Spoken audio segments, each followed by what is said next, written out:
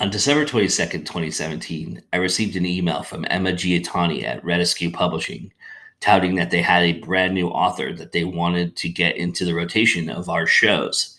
We were doing live panels at the time. Well, it took a little while, and on July 13th, 2018, Alicia Sophia made her debut on GoIndieNow. And I believe her worldwide debut. I think that was the first time she'd ever been on anything. I could be mistaken, but I believe that is the case. And I also believe that at the time in her introduction, she had mentioned that the book hadn't even been published yet, that it was well on its way, but it just hadn't been released. I know that it hadn't been released when Emma first contacted me, but I think we were waiting for the perfect timing and what have you, and things just, emails got lost, and however it happened, it was great that Alicia finally made her debut and came on our show, and she's been on a few times since. We love having her on our show. Well, the book came out, and this movement came crashing through the indie community, and rightfully so. And the one thing that you'll learn about Alicia is that her personality is infectious. She's energetic, she's passionate, and she's just one of those people that you gravitate towards immediately. She's one of the really good people in our community. And she represents another community that needs an important voice at this time, that needs a voice to stand up and say that I am proud that I am LGBTQ. And Alicia will never shy away from that. That's the amazing thing about Alicia. But that being said, the book she published became much more than that. She's more than just a representative of LGBTQ, and she's happy to be that. If that was all she was ever going to be, I don't want to presume or speak for her, but I would imagine that she would have been happy with that lot in life. But her book is transcendent of that, and I think that's what makes it so polarizing and makes her such a strong figure in this community, because she's proving more than just being that LGBTQ representative. She is a representative for the indie community, in so much as that she's telling a great story, and that she has an incredible style and just a passion for writing. And it's refreshing and it's beautiful, and everything about it is so earnest, and she is so earnest. So it reflects her to a T. And I've gotten to know her over the years, and I'm very, very proud to call her my friend and to see her do all that she is doing in this community and beyond. And I can't wait to see what the future holds. When I started the show, I had designed that this book was going to be part of this first season. And I had that design even before it really blew up. But it blew up, and so I think that it was just, I don't know if it was perfect timing, if it was the stars aligned, kismet, whatever you want to call it. But also the relationship between RHETASKEW and GoIndieNow got stronger, and we've been partnering and doing a lot together ever since, and I'm very, very grateful for that partnership. And I'm just it's been such a great partnership between us. So this is also a celebration of them in a certain respect, as you're going to meet a few from RHETASKEW here in just a moment to talk about this great book.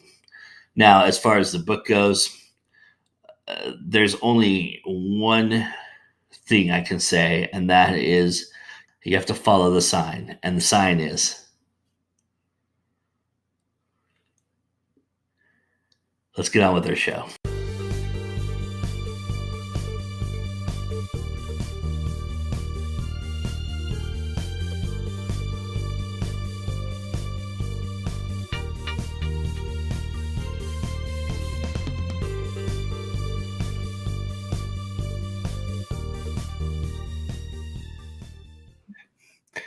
Hello, everybody. I'm your host, Joe Compton, and welcome to Fandom Forum. Today we are like I mentioned in the intro, talking about a very interesting book, a very powerful book, and one that I think is it really opened my eyes to a lot of things, I think. And so I'm real excited to talk about it. And I have a wonderful group of people here to do just that, to talk about. Hi, I'm Mandy Melanson. I'm the editor-in-chief for RHETASKEW Publishing and worked with Alicia Sophia to produce this book, 143. Hi, I'm Jack Neece. As of right now, just a writer, not an author yet, and just a huge fan of Alicia Sophia in general, but especially 143. My name is Dusty GREIN. I am the managing editor at RHETASKEW, in charge of production and design. So I take all of the fantastic work our authors do and try to create the best book we can make with it. Hello, my name is Kimberly Jones. I am from St. George, South Carolina. I'm a military wife, so I'm originally residing in El Paso, Texas. Not too much to say about myself because it's not about me. It's about Alicia, the best author I know so far. This book is really interesting because it's very strong conversationally styled. I mean, it's a lot of conversation, really, from the get-go. And what's interesting is it's from really one perspective. So to have that kind of conversational style, I found it was very curious as a reader to how that helped drew you into the story. And I'm wondering,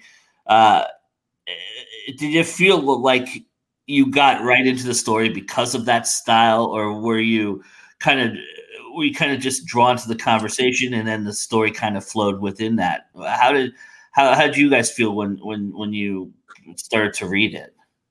Well, I know when I first read her query that it was a mix of her style and how she presented her content, because she did it in such a way that, like you said, it felt like it was a conversation, even though it's one-sided. And having been in those type scenarios with the toxic relationships and the way she let Cam's back and forth in her mental dialogue really play out on the page, it just felt very authentic. And that's what really drew our attention when we first read it. I'm a visual storyteller myself, and I like the fact that I was able to immediately see her world. The interplay that Cam has in the world, the emotions that come out immediately, you're right, set it up for that huge blow-up fight that happens in the first chapter. I think that drives you along with the story. No, actually, it was the fact that it was so conversational. It actually kind of taught me a few things. That's when I write, that's a problem that I have, is getting that flow. And there was certain parts of the book where I felt like I was just in a room listening. Like, it flowed so well that I literally forgot I was reading. I was probably one of my favorite parts of the books because I don't want to be reminded and pulled out of the story, Yeah. How would you describe Cam to people who have never met her?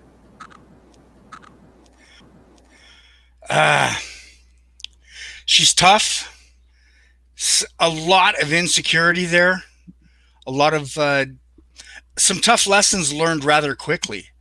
I've been on that side of the world. I've seen a lot of those same issues that she deals with addiction and that whirlwind lifestyle. And the reality that Alicia brings to the story, she really makes Cam come alive. Like I said, she's a tough, young, curious, and very insecure young woman. A hot mess.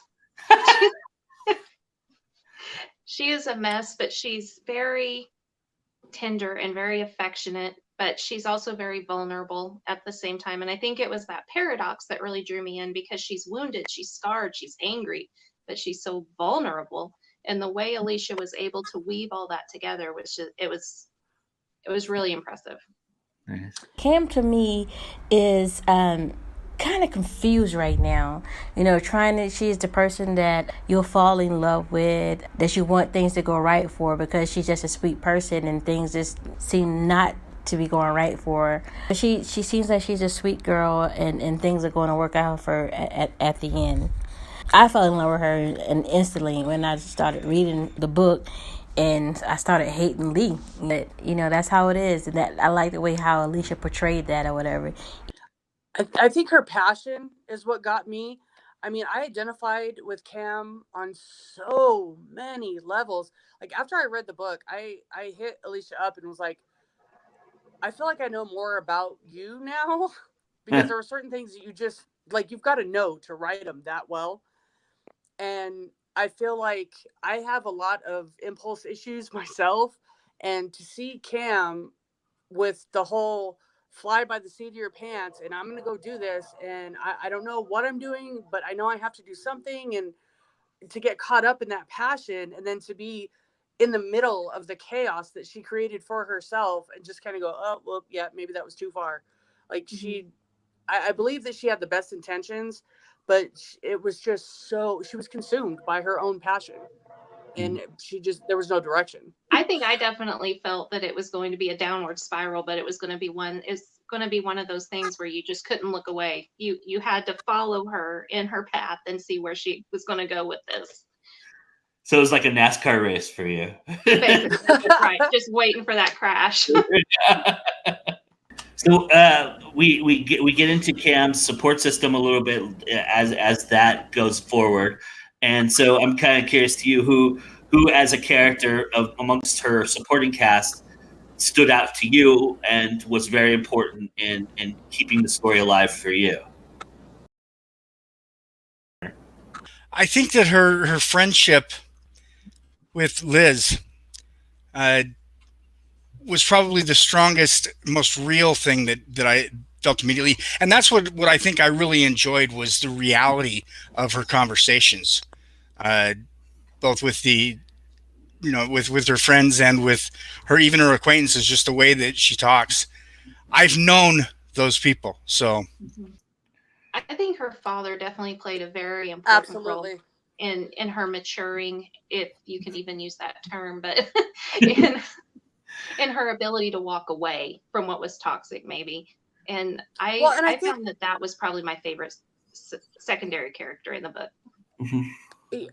Mine too. And it was at first, I wasn't really sure how to feel until, she went back and was talking about the whole, when Cam came out and how he dealt with that and just kind of took it in stride. Because I think a lot of Cam's support network that she had was almost in spite of itself. Like they just like her, the issue with her mom. And I don't think that she had, her best friend was there, but I feel like her best friend's also a little bit of an enabler. For sure. So it's, one of the things I liked about Cam was a lot of what she did that, the pulling up by the bootstraps, she kind of did by herself. I felt that Lizzie was one of the best support system. Her dad was too, being there for her, but we expect that sometimes from parents. But Lizzie was there, when she was going through her moments and things like that. And those are the type of, people we need in our lives, which sometimes we don't have, but we really do need those type of people, to have a shoulder to lean on. Yeah, Alicia, just want to congratulate you on 143 on the audio book, and I continue wishing you great success for yourself and also for RHETASKEW Publishing, and personally I'm hoping it trickles down for all of us.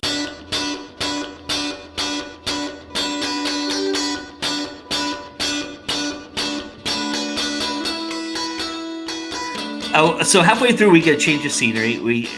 Cam decides to hightail it somewhere else, to where I am at, or San Francisco, and hang out and enjoy a change of scenery and a much needed change of pace. And we meet Judy at that point, and the one thing that I really loved in this at this point in the book is that we're getting a new perspective, we're getting a new character, we're getting everything, and she does an info dump on us, but she manages to somehow sneak in this incredible, crazy origin story of Judy's, with her ride and Yeah. and all that, and it was very, very smooth in the transition. I'm wondering at this point where you guys were at and thinking that as well, or and what did you like about the change of scenery aspect of this story? I really like the change of pace that came with it, because we went from all those back and forth with Lee to now Cam realizing she is strong. She is able to make changes. She is able to do things on her own. And that's what I really loved that came with that change, and with Judy coming onto the scene, even though I have to say from the start, I'm not a Judy fan, but I did end up loving her character by the end of it. I just didn't like her with Cam, but that's a whole nother thing. I think the way that she tells the story with the transition from east to west, from, you know, her being kept lifestyle that she was so unhappy in, and then suddenly finding herself across the country. The way the story takes her there makes it feel like a natural transition. She doesn't have to fight with the transition that's forced upon it. It's sort of just the flow of the story goes. I mean, like, if a book is a meal, like that was the chewy center of it. Just that throwing that in there with, like, you're sitting there and you kind of get an idea of what's going on with you. Like, okay, she's a control freak, she's this, she's that, and then here comes this weird interaction out of nowhere, and you're like, wait, what? Tell me that story. Wait, hold on. And just Right? out of nowhere, and then, you know, this happened, and like, wow, that was yeah, that was awesome. Oftentimes we see with first-time writers, especially, and writers who are, you know, new to the process and everything, that if they're making a switch like this or you know, changing on a dime or going deeper and deeper into something and changing the complexity of what they're doing, that it often fails miserably, because there's too much chunkiness. There's just not a great transition, right? It kind of just, all of a sudden you're here and then you're there, and you're like, what happened? How did we get from here to there? So I'm kind of curious, in reading this the first time around, when you were first, you know, introduced to it, how you felt Alicia really tackled that problem, and how she really, if you thought that she did tackle that problem, and how, you know, you guys were able to work through that aspect of something that's very easily could be a trap for a lot of first-time writers. It can be an easy trap, and there's a lot of them that do not get it right. And we have to reject a lot of submissions because their pacing is way off, and they get too many stories woven in there, and the characters get lost, the reader gets lost, and like it was said earlier, you can just go straight off the rails. But with Alicia, she has this ability to just know. She knows where to put it. She knows where to make the transition. And her pacing just keeps the reader turning the page. She knows exactly when to throw them a curveball so that they're like, what? And we have to move on to the next scene so we can find out what happened. That's exactly it. It's the cadence of the words. And knowing where to, okay, like, this needs a lot of detail, this doesn't. Like, I'm sorry, Stieg Larsson, God rest his soul, his books could have been like 10 pages long. I don't need to know how many cracks were in the sidewalks. I don't, you know, I mean, 800 pages? Come on, bro. Like, this is the first book I've read that I'm like, God, I wish it was 800 pages. You know, but it was that, like, short, sweet, okay, this is where, but enough that you still, you know what the room that you're in looks like. You know what the car looks like. It is so much better to leave you wanting more than, you know, you're halfway through the book and exhausted trying to get through the details of it. I just loved it. I loved it. The writer style, it was perfect for me.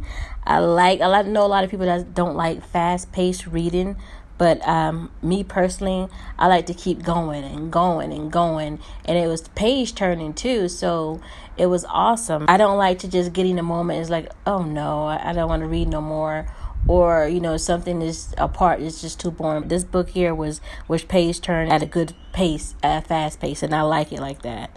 In the end, guys, this is a book about relationships and coming of age, or people really finding themselves.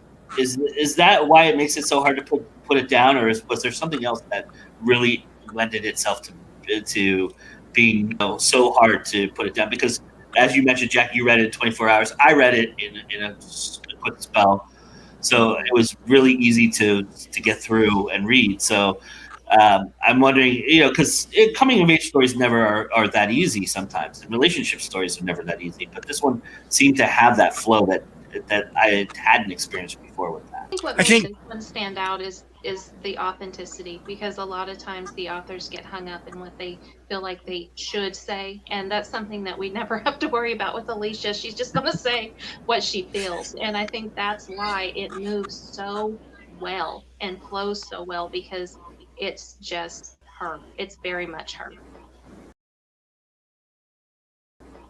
Yeah, it's grounded in reality, and that's what she draws on. She doesn't have to imagine what if. She experienced most of what happens in that book. So, as like I said, I'm not an author yet, but as a reader, I hate it when an author compromises either their own vision or the original message to please the reader. And one of the things I adored about this book is there was a lot of edges that she could have filed down to make it, you know, pretty, and she didn't. I mean, this was hard hitting, it was intense, and I think that this is going to resonate with so many people, because I haven't seen a book like this. I haven't seen a book that deals with this kind of subject matter and just puts it out there. Like, I'm not going to make this pretty. I'm not going to make it easy for you to read. And I'm going to make you dig into yourself and think about some stuff from your past. And we're going to walk that journey together. And it was almost like, you know, a hug through the book. I had also never read an LGBTQ story that took me on such a realistic journey. And even as an old straight white guy, I loved Cam. And I think that tickled Alicia pink when I told her that. You're not just aiming at your target audience, but anybody can pick this book up and identify. Anybody who's been through half of what I've been through can identify with one or another character within the book. And you care about Cam from the minute you meet her. Hey everybody, Daniel Craig Roche here, author of Corpse Lily, on Alicia Sophia's book called 143. I just left a review for it last night.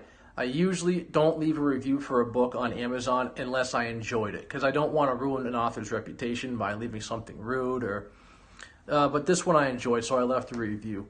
It wasn't my typical kind of book that I read. It was a literary, which is my favorite category, but it was about a lesbian woman and pretty much her love life, and that's not typically something I get into, but I read this book anyways, and I was surprised, and it was very helpful to try to understand another member of the population, you know. So that's what reading does. It helps you. It gives you empathy towards somebody else that you'd otherwise be unfamiliar with. I actually can say that I didn't like the character, but that's what kept me reading. I know that sounds odd, but I'm a reader, and every reader's different. I wanted to see what this character was going to do to ruin her life even more, what more mistakes she could make, how further she could disrupt her family life. It just kept me turning the pages just to see how bad she was going to ruin things. Anyways, I got to the end of the book, and I couldn't predict it. I just didn't see the ending coming. That made it even more wonderful for me, because when it comes to smaller publishers or indie authors, I'm really good at predicting the ending. This one, didn't see it coming. So my overall impression of the book, it was very good. I recommend it. If you like weird books, different books, I mean, it was zany, it was fun, it was sad. It just had so many emotions wrapped up all in one book. So give it a shot. Hey everybody, my name is SHAWN BURGESS. I'm a speculative fiction author. My debut novel, The Tear Collector, is actually due out this summer. So I'm really excited about that, but that's not what I'm here to talk to you about today. I wanted to talk to you just for a brief minute about Alicia Sophia's debut novel, 143, Love, Loss, and Other Catastrophes. So this is typically outside the actual genre I would read, though I've never been the kind of person to limit myself to one genre. But me and Alicia are actually published by the same publisher, RHETASKEW Publishing, really great team to work with. But so I decided to give her book a chance, and I'm really glad that I did. I didn't really know what to expect coming in, but I can say that her book is definitely a compelling read. It's a gripping read, and it actually keeps you on your toes. One of the things that I like so much about Alicia's writing is that it's actually it's an easy read. It's just really well written, and it flows very nicely, and you can really get deep. Take a deep dive into the psyche of her main character, Cam. And I like how Alicia really makes the character much more complex. It's not just a simple breakup. It's some of the previous issues that Cam's had to deal with that are fueling her downward spiral as she tries to really discover, what she's all about. One of the things that I didn't expect about this novel and not being as familiar with the genre is I didn't expect twists. And there was a couple of nice twists in there that really kept me on my toes. And I thought Alicia did a really nice job of keeping the reader engaged throughout the story. And you really get to know this character, Cam, and really start rooting for her to pull out of this tailspin towards Earth. But anyways, if you haven't read it, the book is 143, Love, Loss, and Other Catastrophes. It's a great read. This is coming from a guy that writes speculative fiction. I thought it was a gripping read throughout, and I hope many more people get to enjoy it. And I just want to send a quick congratulations out to Alicia. The book has performed so well that they're actually making an audiobook for it. So congrats, Alicia. I'm really excited for you, and here's to your future success. I totally agree with that. And actually, I wrote that down myself. As a heterosexual male, I read this book, and I had no issues. I didn't think of it as an LGBTQ book. I knew that that's what I was, going into because I know Alicia. But I did not think of this book as something that I was going to experience that aspect of, right? I got into the story. I got into the characters. I exactly understand that. As an editor, I probably went through it a lot slower than some folks because I'm formatting while I'm reading. Right. And so it took me a little longer to get through it. But by the same token, it kind of is almost a blessing to me because I get to experience the story a little longer and a little more in depth. Because as a reader, sometimes you fill in gaps in the scene and you kind of move at your reading pace through it. Whereas when you have to stop and actually look at every paragraph, you're able to kind of slow the scenes down and almost watch it in slow motion. How about, Jack, you obviously have a different perspective than all of us here on this particular, has it labeled. But I'm curious if you just got lost in the story as well. Was that something that happened to you? It actually struck me a couple times, and it was only because I made the thought myself that being a book that was LGBTQ labeled, I forgot about that. Mm-hmm. And I love that because a lot of, I myself write lesbian erotica, and it is what it is, but I like the fact that this book is put out there in that genre, but it's normalized. We're not going into the, it wasn't over sexualized. It wasn't in any way kind of, the novelty lesbian book. It was really good. And I did forget, then I was reading about a normal everyday relationship that had normal everyday issues. Yeah.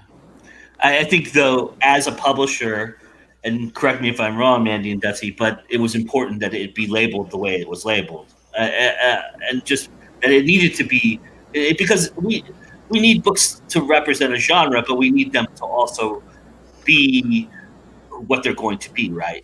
So I think absolutely. And the fact that it was as Jack said, not the novelty LGBTQ book, was something that Alicia was very firm on from the start. Like in our first conversation before we ever made her an offer, she said, I don't want to hear anything from you if you plan on making this a novelty book, which was awesome because that's never our intention.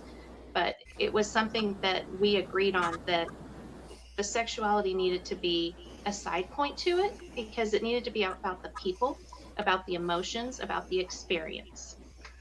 Yeah, that's what I really enjoyed, was that she doesn't throw the lesbian aspect of the book in your face, but she doesn't hide it Right. either.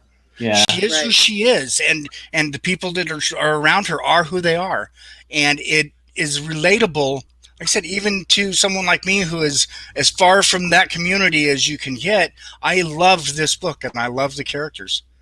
And I think where the LGBTQ portion of this book really comes into play, where it gets that stamp, is the moments in which she's coming out, or we're learning about Judy, and the way that she handles the origin stories of those aspects of it. And I think that's really where this thing really shines in that light for that particular label. And that scene where she came out to her parents was a turning point for her, and that was when we really saw how important her father is as that secondary character and in that supporting role to her. So it really played more than one role in this story. It isn't just a coming of age story, it is a coming out story, and the emotions that Cam experiences, the pain, the fear, the frustration, and then the support from her dad and her best friend. Those things give her character so much depth and reality.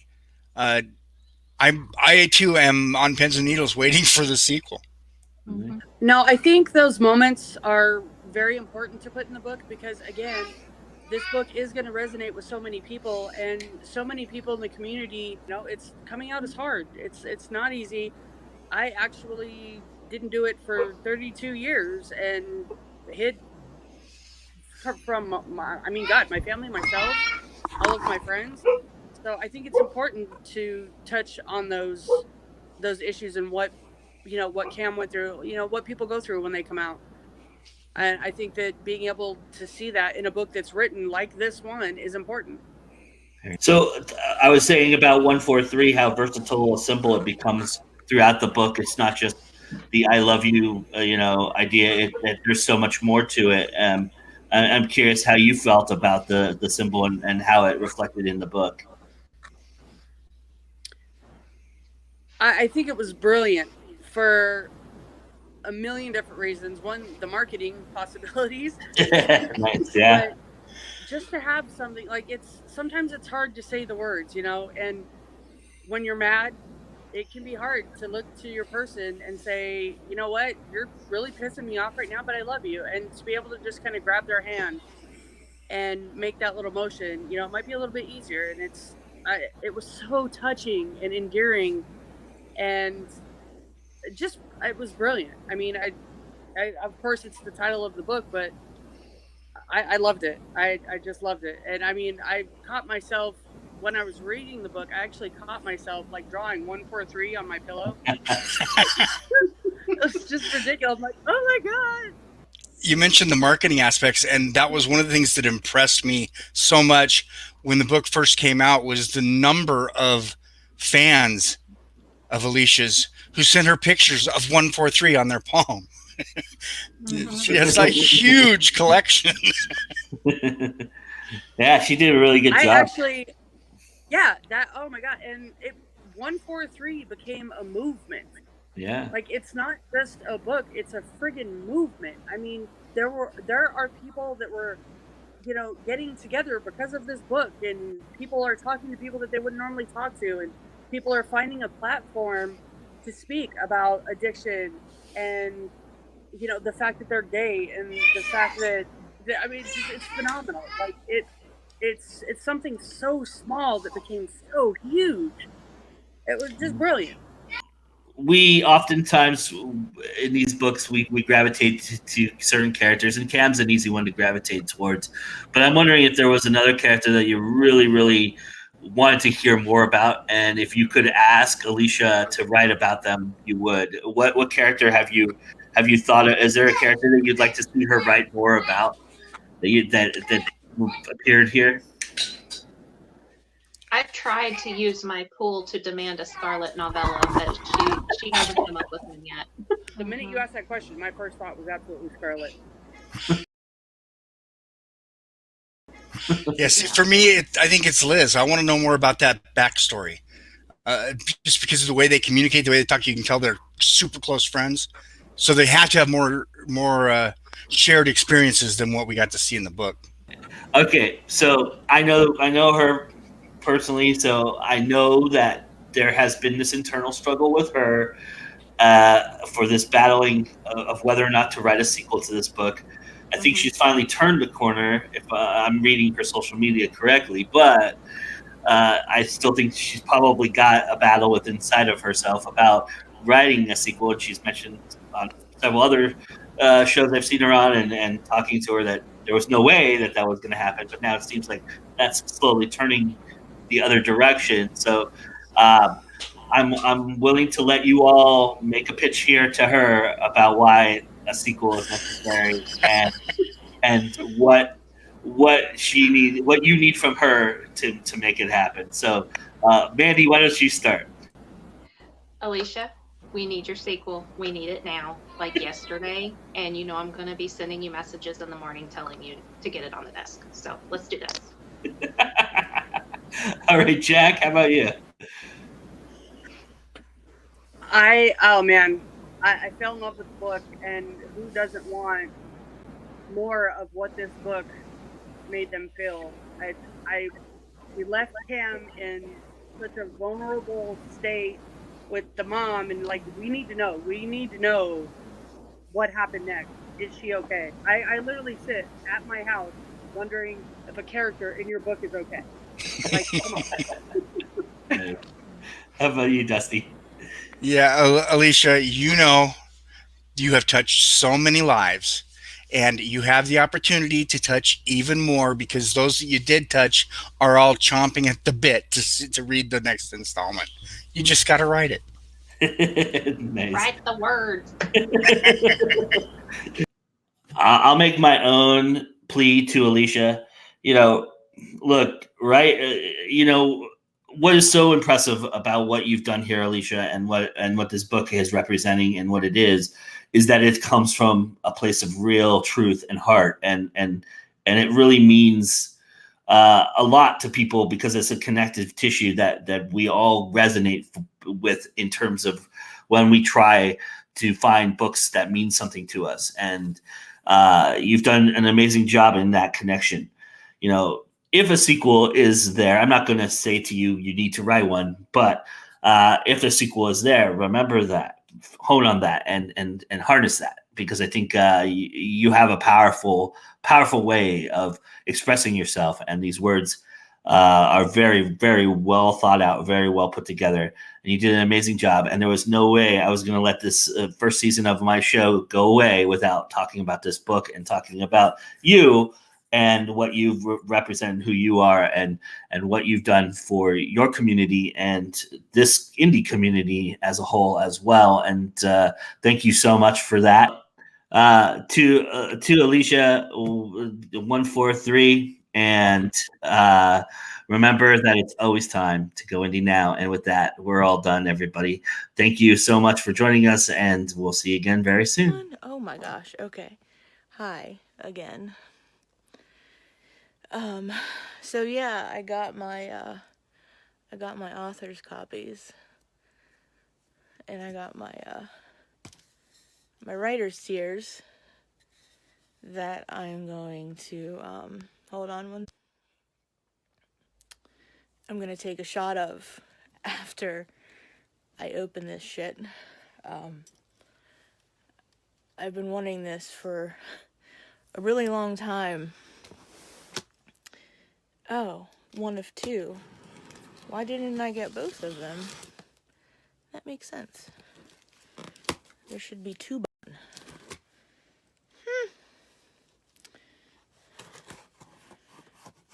I'm getting a little,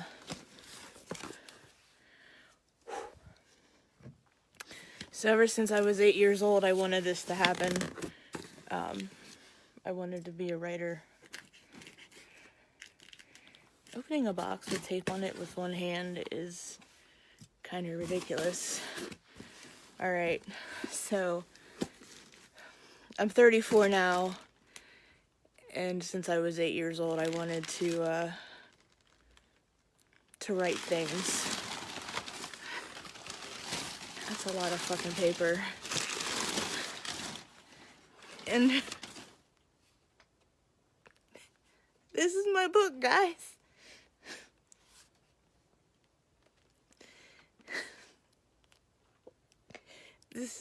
This is my book. I'm holding it in my hand. Sorry. Yeah. I wrote this.